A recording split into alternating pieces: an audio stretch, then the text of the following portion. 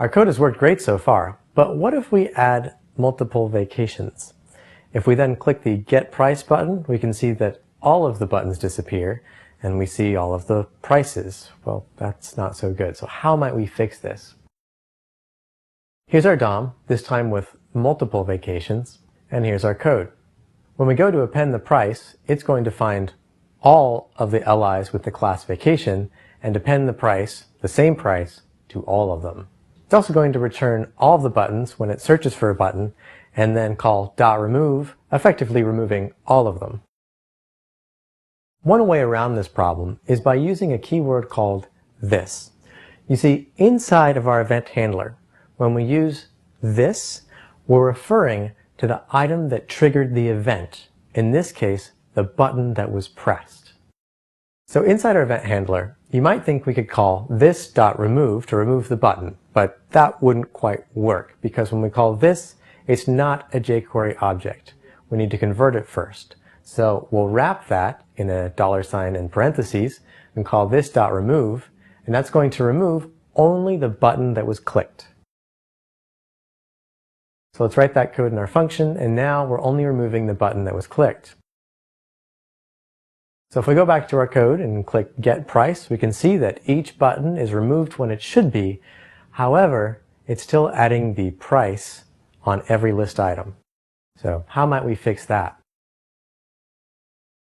We can use this again and call this after price to put the price after this current button.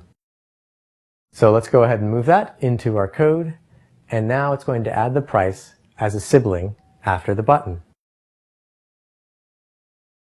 Notice here in the DOM, we've moved the button into a div. So the DOM has changed slightly, and now when we run this code, well, the price is going to be inside of that div, which we may not want. So how would we write this code so that if the DOM gets changed like this, it's still going to print out the price where it should be? So we want to keep the price as a child of the LI, so we can't use after price. Well, one way we could solve this using traversing, we could call parent.parent.append, which would seem to put it in the right place, but again, it would break if we changed the DOM.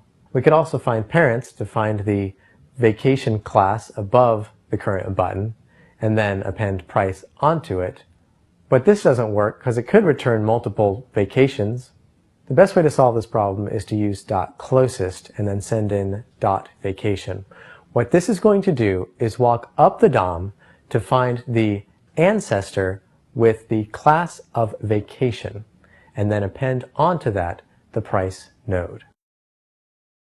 It's also worth mentioning that closest is going to find 0 or 1 node when it searches for ancestors with the proper class, whereas parents is going to search for all of the ancestors with the proper class.